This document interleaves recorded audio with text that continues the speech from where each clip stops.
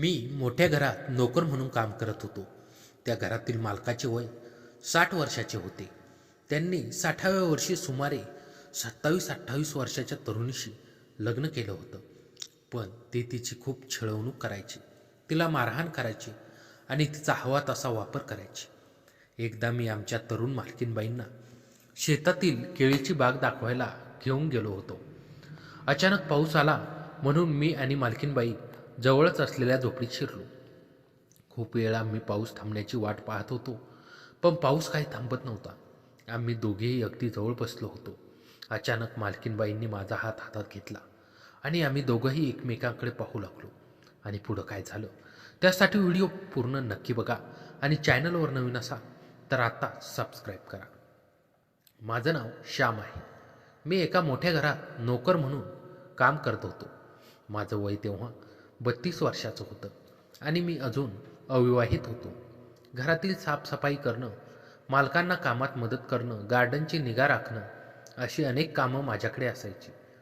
माझे मालक साधारण 60 वर्षाचे होते, थोडे खडूस स्वभावाचे आणि त्यांच्या पत्नीचं निधन झाल्यामुळे मागील 5-6 वर्षांपासून ते एकटेच राहत होते.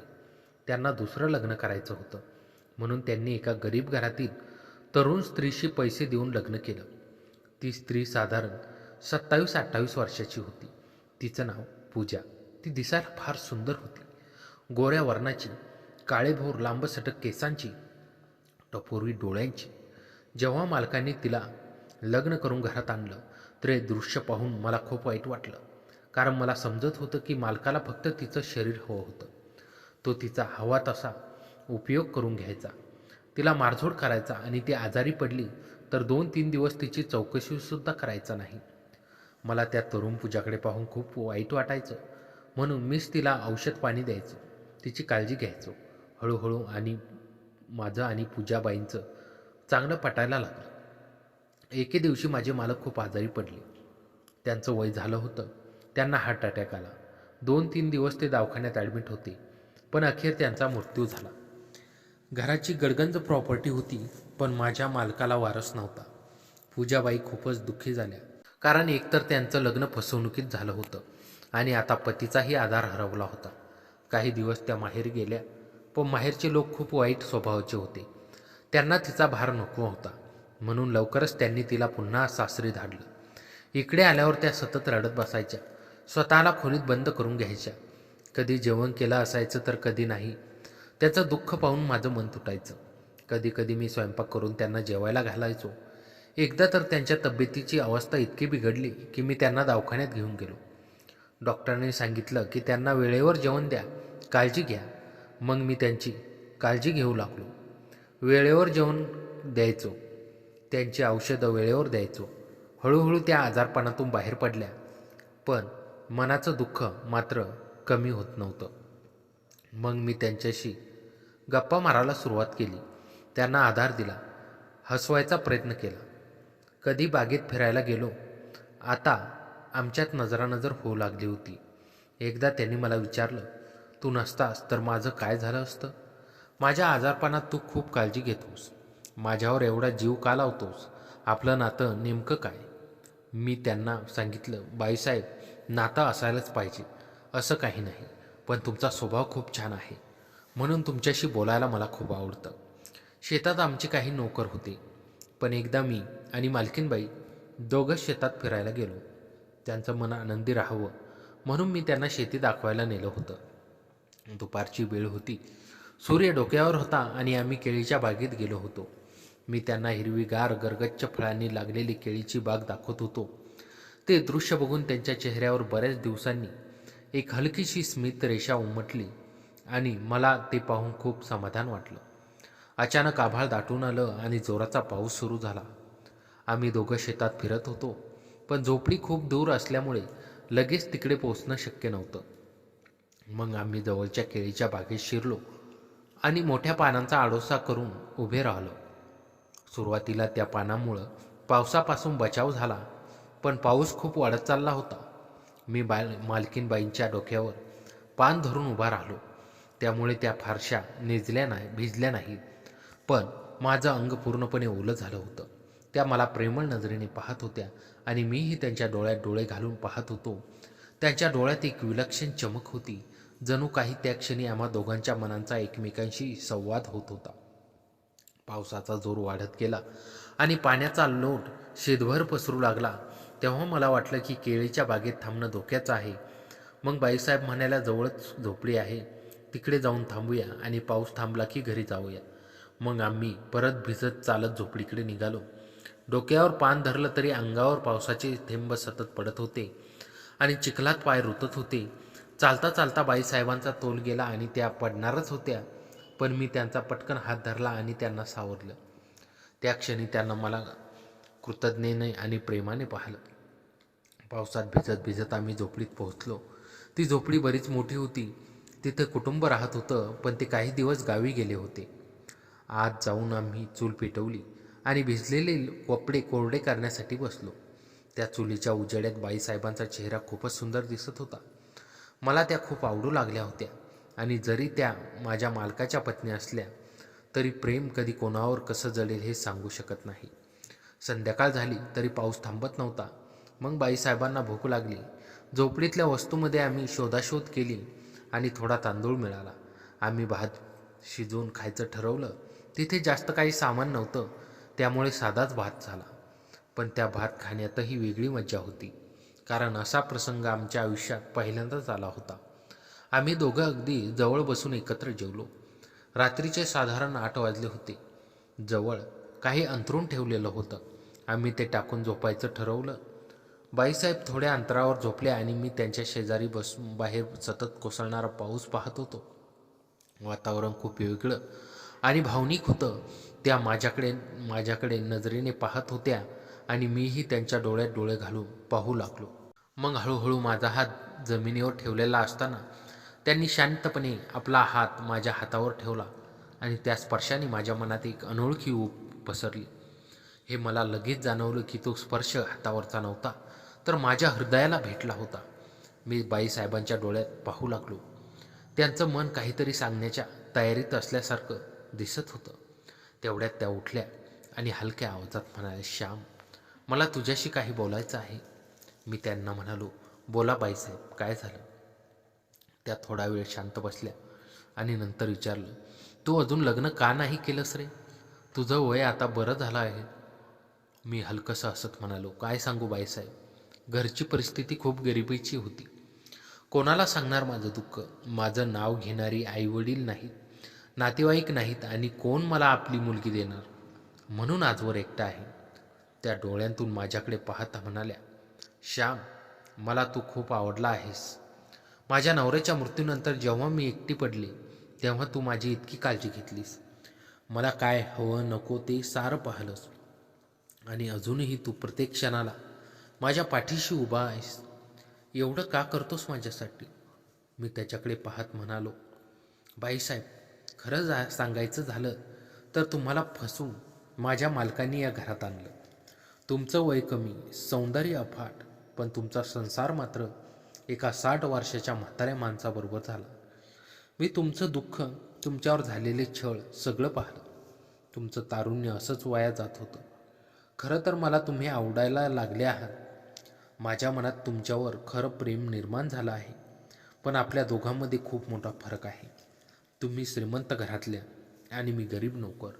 ही दरी कधीच भरून निघू शकणार नाही. माझं बोलणं मी पूर्ण करण्याच्या आधीच बाईसाहेबांनी मला थांबवलं आणि ठाम आवाजात म्हणाल्या, श्याम, गरीब श्रीमंत असं काही नसतं. मी सुद्धा गरीबच होते. फक्त माझं लग्न झालं आणि परिस्थितीने मला श्रीमंत केलं. पण आतून मी तुझ्यासारखीच आहे. मला तू खूप आवडतोस. मला तुझ्याबरोबर आयुष्य जगायचं आहे. तू गरीब असलास म्हणून काय झालं?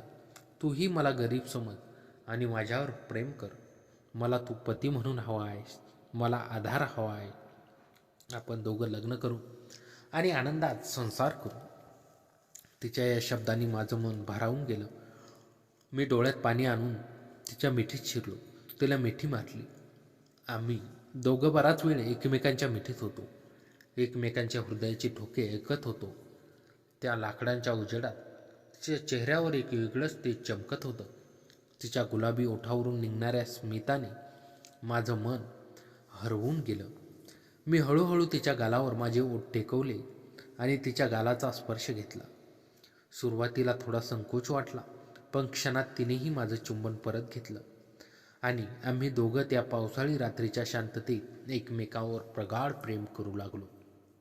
आमच्यातला तो क्षण दोघांनाही कायमचा आठवणीत राहील असा ठरला. थोड्या वेळानं आम्हा दोघांना एकमेकांच्या सोबत अनोखा आनंद मिळाला. जणू काही आयुष्याची अपूर्णता भरून निघाली होती. रात्रीची ती वेळ आमच्यासाठी अविस्मरणीय ठरली. आम्ही दोघं एकत्र झोपून गेलो आणि नव्या आयुष्याची सुरुवात तिथे झाली. दुसऱ्या दिवशी सकाळी आम्ही घरी परतलो, पण मन मात्र नव्या उमेदीने उजळून निघालं होतं. काही दिवसांनी आम्ही कोर्ट मॅरेज करून एकत्र संसार सुरू केला. आता पूजा मला म्हणते, मला बाईसाहेब म्हणू नकोस, माझ्या नावाने हाक मार. ती मला खऱ्या पतीचं स्थान देते आणि मी तिला माझ्या आयुष्याचं खरं सुख मानतो. आम्ही दोघंही खूप आनंदाने संसार करत आहोत. लग्न झाल्यावर पहिले काही दिवस अगदी सुखात होतो, पण हळूहळू समाजाची नजर आमच्यावर वळू लागली. शेजारी नातेवाईक, अगदी घरात येणारी माणसंसुद्धा आमच्याकडे वेगळ्या दृष्टीने बघू लागली. हीच ती बाई म्हातारेचं लग्न करून आली आणि आता नोकराशी संसार थाटला. अशा सुरकुतल्या नजरा कुजबुजी टोमणे यांनी आजूबाजूचं वातावरण विषारी झालं होतं. पूजा मात्र अगदी खंबीरपणे उभी होती. एके दिवशी ती म्हणाली, श्याम, या समाजाने मला कधीच सुखाने जगू दिलं नाही. आता तरी तुझ्यामुळे मला जगायचं आहे. कोणी काय म्हणतंय याचं मला काहीच देणं घेणं नाही. तिच्या या शब्दांनी माझा आत्मविश्वास दुणावला, पण तरीही मनात एक हुरहुर होती. मी फक्त नोकर होतो. घराची जबाबदारी, प्रॉपर्टीचं व्यवस्थापन यासाठी मला खूप काही शिकायचं होतं. एके रोजी मी पूजाला म्हणालो, मला शेतीचं आधुनिक तंत्रज्ञान शिकायचं. शहरात अभ्यासक्रम आहे, मला ते करायचे आहे. पूजा क्षणभर शांत राहिली. मग तिने माझे हात हातात घेतले आणि म्हणाली, तू खूप मोठं स्वप्न पाहिलं श्याम. मी तुझ्या पाठीशी आहेस. जा, शिकून ये. मी इथे सांभाळून घेईन. तिच्या धाडसाने मी स्तब्ध झालो. 3 महिन्याचा अभ्यासक्रम होता. पूजा एकटीच घर सांभाळणार होती. शिवाय शेतीचं कामं, नोकरांचं व्यवस्थापन हे सगळं तिला एकटीने पाहायचं होतं. पण ती ठाम होती. मी शहरात शिकायला गेलो. तिथे मी जिद्दीने शेतीविषयक आधुनिक तंत्रज्ञान, सेंद्रिय शेती, बाजारपेठेतील व्यवस्थापन यांचा अभ्यास केला. रात्री उशिरापर्यंत अभ्यास करायचो. पूजाशी फोनवर बोलायचो. तिचा आवाज ऐकला की सगळं दुःख विसरून जायचो. ती म्हणायची, तू लवकर ये श्याम, तुझी खूप आठवण येते. 4 महिन्यांनी मी परतलो. गावी आल्यावर पूजा मला भेटायला स्टेशनवर आली होती. तिला पाहताच माझ्या डोळ्यात पाणी तरळलं. ती आता आधीपेक्षा जास्त खुलून दिसत होती. आम्ही एकमेकांकडे पाहत राहिलो. शब्द फुटेना. हळूहळू मी शिकलेलं तंत्रज्ञान शेतात वापरायला सुरुवात केली. केळीबरोबरच भाजीपाला, फळबागा यांचं नियोजन केलं. शेतात सेंद्रिय खतांचा वापर वाढवला. बाजारात थेट विक्रीचं नियोजन केल्याने नफा वाढू लागला. पूजा माझ्या प्रत्येक निर्णयात साथ देत होती. आता समाजाचं बोलणं कमी झालं होतं. यश कुणालाही नमवतं हे खरंच. आमच्या शेतीची चर्चा आता आजूबाजूच्या गावात व्हायला लागली होती. अधिकारी मंडळी येऊन पाहून जात होती. पण आमच्यासाठी हे सगळं गौण होतं. आमच्यासाठी महत्त्वाचं होतं ते एकमेकांचं असणं. एके दिवशी पूजाने मला जेवताना हळूच सांगितलं, श्याम, आपण पालकत्व स्वीकारायचं असं मला वाटतंय. मी चमकून तिच्याकडे पाहिलं. ती हसत म्हणाली, गावात अनाथ मुलं आहेत, त्यांना आपण आपलं करू शकतो. माझं स्वतःचं मूल नसलं तरी चालेल, पण कुणाच्या तरी आयुष्यात प्रकाश देण्याचं समाधान मिळेल. तिच्या या विचाराने मी भारावून गेलो. मी म्हणालो, पूजा, तू खूप मोठं मन घेऊन जगतेस. आपण नक्की करूया. काही दिवसांनी आम्ही गावातील अनाथ आश्रमात गेलो. तिथे 4 वर्षाची गोड मुलगी होती. नाव जान्हवी. तिचे आईवडील गेले होते. तिला पाहताच पूजाचे डोळे भरून आले. तिने तिला कडेवर घेतले आणि जान्हवीही तिच्या मिठीत शिरली. जणू काही जन्माचं नातं होतं. आम्ही तिला दत्तक घेतलं. घरात मुलीच्या किलबिटाने आनंद द्विगुणित झाला. पूजा आई झाली, मी बाबा झालो. तिच्यासाठी मी रात्री अभ्यास करायचो. पूजा तिला गाणी म्हणायची, गोष्टी सांगायची. आता आमचं घर खरोखर घर झालं होतं. एके दिवशी रात्री जान्हवी झोपली होती. पूजा आणि मी अंगणात बसलो होतो. चंद्रप्रकाशात शेताची हिरवळ चमकत होती. पूजा माझ्या खांद्यावर डोकं ठेवून बसली होती. मी तिला म्हणालो, पूजा, आयुष्यात कधी विचार केला होता का आपण असं एकत्र येऊ? ती हलकं हसली आणि म्हणाली, नाही, पण नियतीला काहीतरी वेगळंच ठरवायचं होतं. त्या पावसाळी रात्रीचा विचार करते तेव्हा वाटतं तो पाऊस खरोखर पाऊस नव्हता, तर तो आपल्या नशिबाचा वरदहस्त होता. तिचं बोलणं ऐकून मी तिच्या डोळ्यात पाहिलं. त्या डोळ्यात अजूनही ती चमक होती. तोच विश्वास होता, तेच प्रेम होतं. आज आम्ही खूप आनंदात आहोत. शेती फुलली आहे. जान्हवी शाळेत जाऊ लागली आहे. आमच्या प्रेमाची, संघर्षाची ही गोष्ट आज आमच्या आयुष्यातील सर्वात मोठं बलस्थान आहे. समाज काय बोलतो याची आता आम्हाला पर्वा नाही, कारण आमचं एकमेकावरचं प्रेम हेच आमचं सत्य आहे. पूजा मला आजही श्याम म्हणून हाक मारते आणि मी तिला पूजा म्हणतो. तिच्या नावात, माझ्या नावात आता फरक उरलेला नाही. आम्ही एक आहोत. आमच्या आयुष्याची ही सफर अजून चालू आहे. प्रत्येक दिवस नवीन शिकवण घेऊन येतो, पण या वाटेवर आम्ही एकमेकांचा हात धरून चालतो आहोत. आणि हो, त्या केळीच्या बागेची आम्ही आजही काळजी घेतो. त्या झोपडीची डागडुगी केली आहे, कारण ती झोपडी आता आमच्यासाठी फक्त झोपडी नाही, तर आमच्या प्रेमाचं मंदिर आहे. प्रत्येक पावसाळ्यात आम्ही तिथे जातो, चूल पेटवतो, भात शिजवतो, एकत्र जेवतो आणि त्या रात्रीची आठवण काढतो. जान्हवी विचारते, बाबा, आई, तुम्ही इथे काय येता रोज? आम्ही दोघं हसतो. पूजा तिला म्हणते, इथूनच आमच्या आयुष्याची खरी सुरुवात झाली बेटा. जान्हवीला काही कळत नाही, पण एक दिवस तिला कळेल. प्रेम म्हणजे काय, संघर्ष म्हणजे काय आणि एकमेकांसाठी जगणं म्हणजे काय, हे तिला कळेल. तर मित्रांनो, कथा कशी वाटली कमेंटमध्ये नक्की कळवा आणि चॅनलवर नवीन असाल तर आता सबस्क्राईब करा.